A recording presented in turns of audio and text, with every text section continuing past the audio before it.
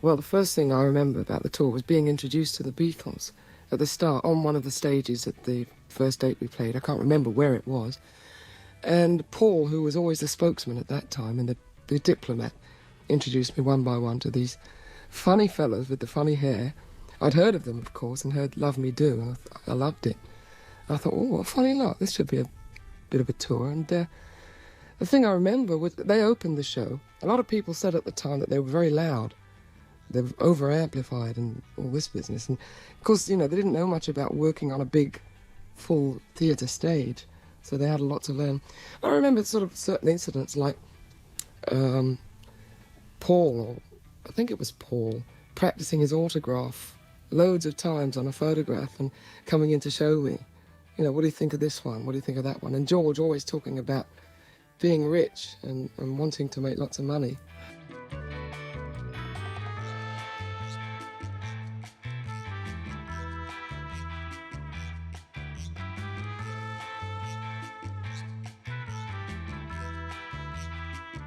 And when you're on tour, you team up like footballers. They team up. I mean, I was always with John Lennon, always, you know, because he was as mad as I was, and he didn't care about anything like I did, you know.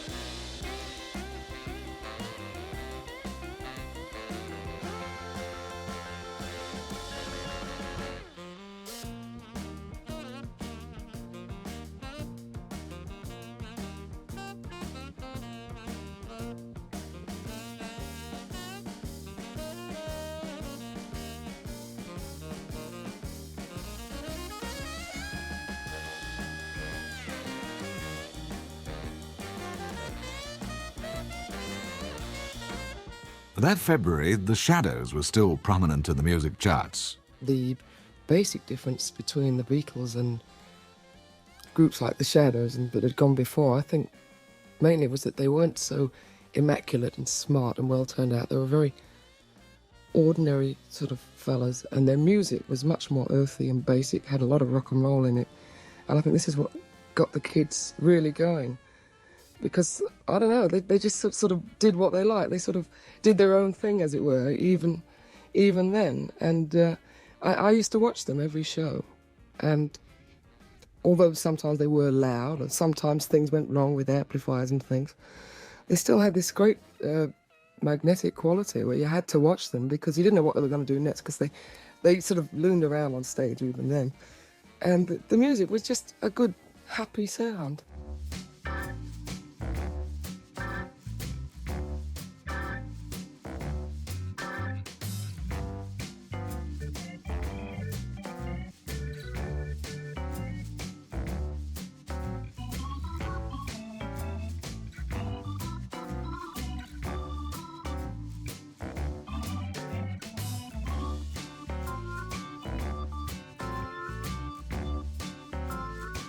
There was myself, the boys, and Kenny Lynch.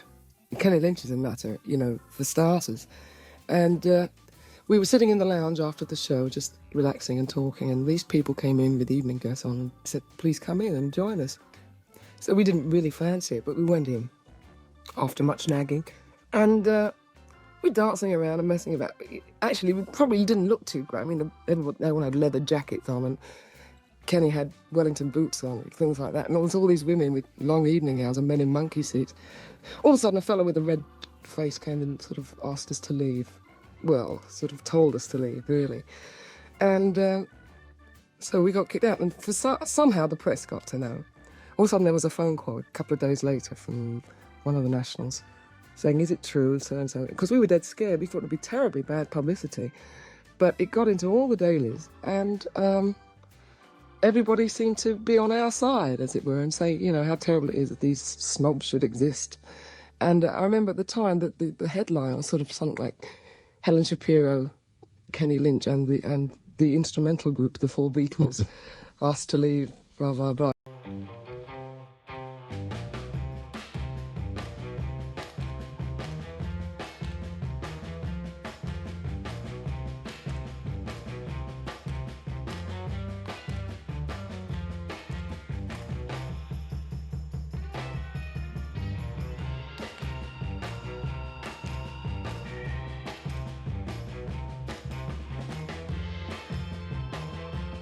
Well, after our first single made the charts in England, we went back into EMI's studio on Abbey Road to make an album. And we all had flawless chords and everything.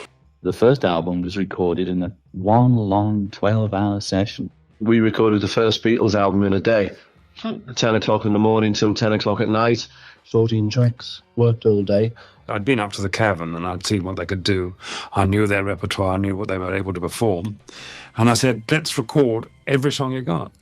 Come down to the studios and we'll just whistle through them in a day. Basically, this album was just what we do on live, you know, in the clubs. So I think we just kept running through songs. What about this? What about this? How does that go? However, I took the ones that I thought would appeal to the kids in the day, and lots of things like Anna, Chains, lots of standards, rock and roll standards. And we actually recorded, I think it was 10 or 11 titles in one day. We started at 10 o'clock in the morning, finished about 11 at night, and we completed the album. The album being done in one evening was just a matter of finances, and the record company would not let us stay longer than one night in the studio. The reason why that particular first album was so quick was that I wanted to get it out quickly. And I said, there's only one way we can make a very quick album, and that is to record everything I've heard you do in the Cavern. And that they just whip through their repertoire just like a performance. So we used to come in here, it used to be 10:30 till 1, lunch, 1:30 till 4 or something. We were very civilized, you know. It's actually a real good way to work, actually, because you got masses of stuff done.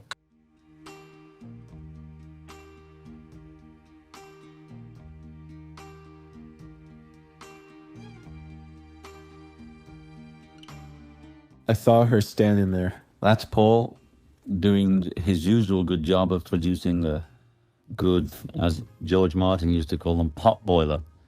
I helped with some of the lyrics, you know, a couple of lines here and there. I don't even know. I think he wrote the whole melody, I'm not sure. The first two lines originally were she was just 17 and she'd never been a beauty queen, which sort of just sounded like it rhymed to me. Anyway, when I saw it the next day and played it through to John, I realised that it was a useless line, you know. So we just sat down and tried to think of another line which rhymed with 17 and meant something. We eventually got "You Know What I Mean," which means nothing. Means completely nothing at all. I mean, if you can work out she was just 17, you know what I mean. It could be sort of a deep and involved line. You know what I mean, those 17-year-old girls, you know, great. You know what I mean? Mm. You see? Or just a Liverpool expression, as it were, Derek. There's a Place was my attempt at a sort of Motown black thing, but it says the usual Lennon things. In my mind, there's no sorrow, it's all in your mind.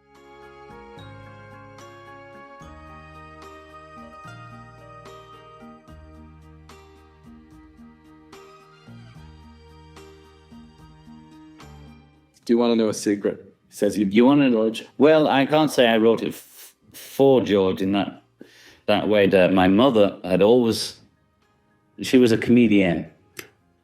I'm a singer, but not professional. But, you know, she used to get up in pubs and things like that. And she had a good voice, could do Cave Star and all the rest of it. She used to do this little gag called, that apparently she'd had done to me when I was 1 year old and 2 year old when she was still living with me, which is from the Disney movie, Want to Know a Secret, Promise Not to Tell, You're Standing by a Wishing Well.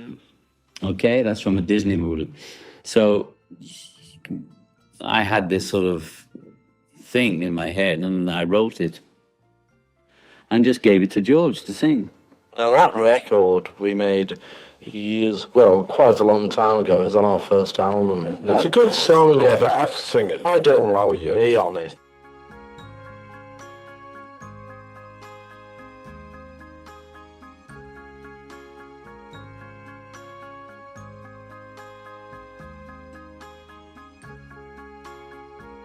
But they were playing different kinds of music. They intentionally wanted to play music that other people weren't playing. Yes. They played music by girl groups. They loved the girl groups of the American girl groups of the 60s. Yes. And they thought those were terrific songs. So I used to remember it dawning on me that, you know, Boys, you know, Ringo singing it. It's a great song, but you listen to it, and it, for a while, I remember, long before I knew, when I first heard it, I thought, that's an odd song. Yeah. Why is Ringo singing about boys? You know, it's got a homoerotic quality to it. which I rather enjoy now. But I found out later on that they just loved that song, and they decided we could change it to Girls, but we're not going to do that, which is, who cares? Just play it that way. Well, actually, they did give me a go on the LP, and between you and me, I think that's the track that's selling it. And it's a number called Boys. People know that. If ever I meet a girl called Anna, I say, we did a song about you. Nobody ever knows the Beatles did a song called Anna.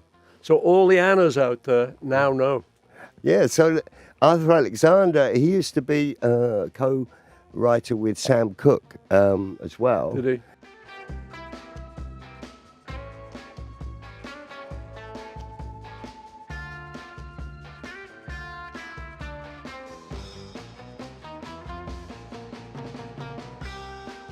And we came to do the very last track at about 11 o'clock at night. And that last track was going to be an attempt to do Twist and Shout. John had to save Twist and Shout till the last, and he was sucking Zoobs all day, those little throat tablets, and he finally had to do Twist and Shout, knowing he had to do it last because it would just rip his throat apart to do it. It was great. You can still hear that on the record. And his voice was pretty short, because obviously they were very hard. I think there were 12 tracks on that first album, and we'd done 11 by that time. That's quite some going. And virtually, as you know, Twist and Shout is a hell of a singing thing. John, therefore, had to really get it in one take, first take. The whole thing was recorded live, so we started, and thank God it did, in fact, come off in one take. The last song to be done was a song called Twist and Shout, which nearly killed me. It was the last song after 12 hours of singing and being in a recording studio for the first time in our lives. And I was always bitterly ashamed of it because I sang it better. But now it doesn't bother me. You can hear that I'm just some frantic guy, doing his best.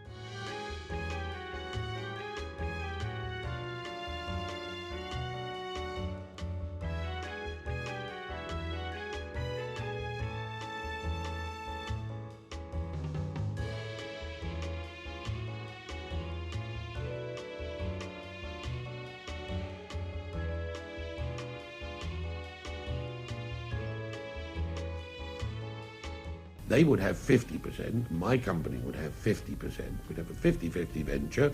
And I said, I feel that since you're all from the north, perhaps it ought to be called Northern Songs.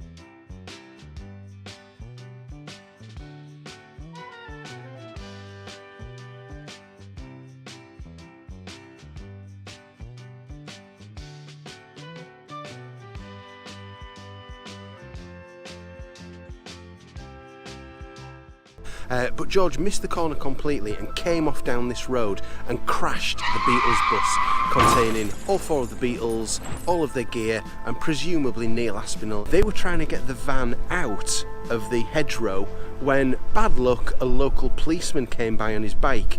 He spotted them and George landed himself in trouble for dangerous driving.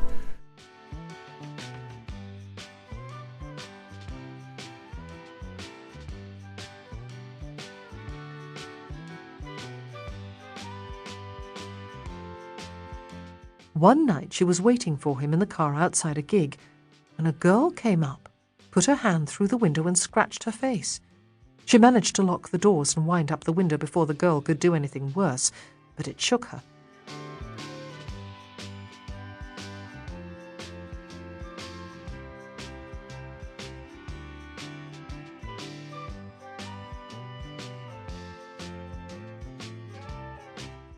Haven't you written anyone for Kenny Lynch? Kenny Lynch, yeah. Why didn't you keep it for yourself? It's a great number. Well, you know, he was a friend of ours, Kenny. We met him on a Helen Shapiro song. We've done it on our LP. And when they used to write, him and Paul used to go at the back of the bus or go in the seat behind us, because Paul used to always sit with Helen Shapiro either behind us or down the front by the driver. And they brought this song. I hadn't heard the song at all, and we were all getting on the coach and that.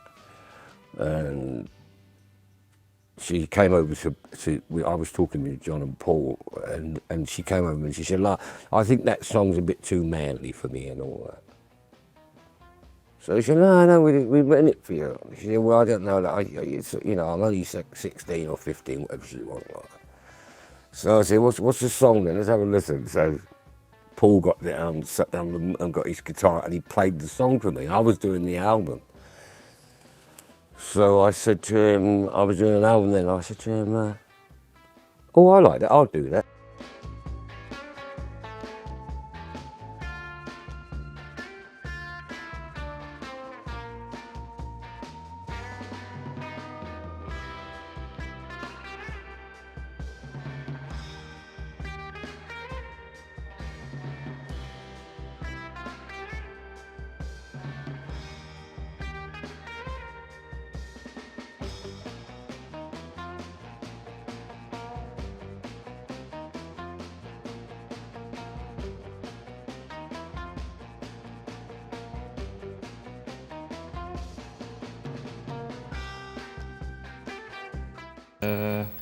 After I was kicked out, very shortly after that I joined a group called Lee Curtis and the All-Stars.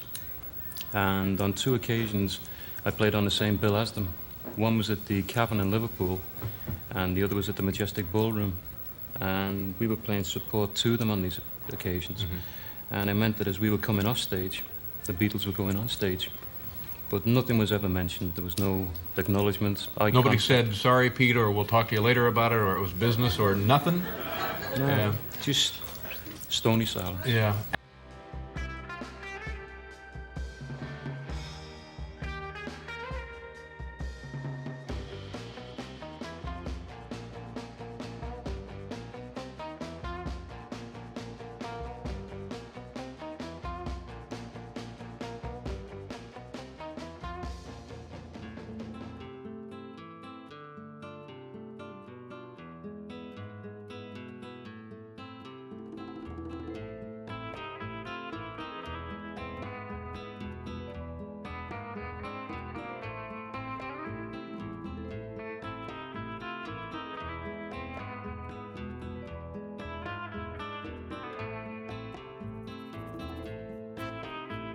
John and Paul agreed, and they were advised by their advisors that it was a very good idea. And before the end of February, we had in fact incorporated Northern Songs, where every song after Please Please Me, they had agreed that I, since I'd done the job, such a fine job on Please Please Me, should always be published by Dick James Music, and it still is today. And it was every song after Please Please Me that went into Northern Songs. But in 1962-63, Dick James genuinely did offer them a genuinely good deal, and it was open and transparent, and they accepted it because it was a good deal.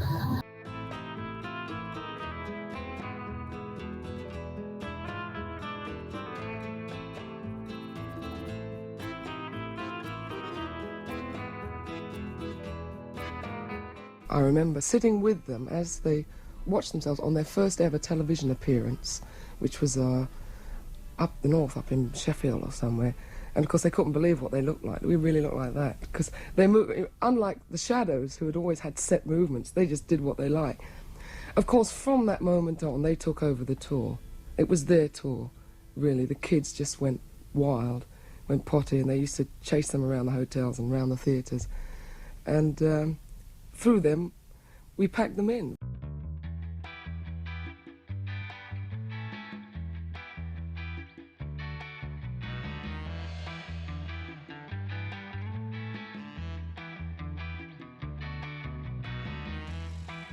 With Helen Shapiro, it was really embarrassing because we were quite happy just to be on the first nationwide tour of the theatres. Mm. She was kind of established. She'd been around, had a bunch of hits. And we used to travel together on the coach, everybody in the show, and we used to have these great jam sessions. John was kind of like a big brother to me. I mean, I had a big crush on him. I was only 16, and they were like 21, 22, 23. Did John know that you had a crush on him? Nah, of course not. And because he was married, of course, to Cynthia at the time. We never knew that. And they clearly, wanted to do well. Obviously, they did do well. I mean, in the middle of that tour, Please Please Me was released, and the single, which went up to the top of the charts, or the number 2, whichever chart you looked at. And they were promoted then from opening the show to closing the first half. Did the audience change, like the response to the Beatles changed as the tour progressed and they took off, they became bigger stars? Yes, it did. More and more as we went along, you get the screaming girls coming along. We were quite happy just to be on that tour, but it was embarrassing because I think Please Please Me got to number 1 right while we were on the road. And all the people coming to the show and in the concert were just waiting for the Beatles, and it was kind of embarrassing. Because she was very nice. This was the start. We want the Beatles. It was terrifying noise. It was like a tribe, getting themselves ready for war. But they used to start, we want the Beatles from about the time the doors opened, you know what I mean, when they were getting bigger and bigger. And so I went on to do my 2 songs, and the first time I remember I went on, they were all saying, we want the Beatles. And I just walked out on the stage and I stood in front of the mic like that, and they was all saying, we want the Beatles, really heavy, and it was getting close. So there was nothing, and I said, I've got 2 songs to do. I said, I don't want any of this We Want the Beatles stuff. I'm going to do these 2 songs, and then I'm going to bring the lads on. If you said anything like that, the lads or the boys, they'd get started. We want, you know what I mean? So you can listen, and I ain't going off until you've heard them.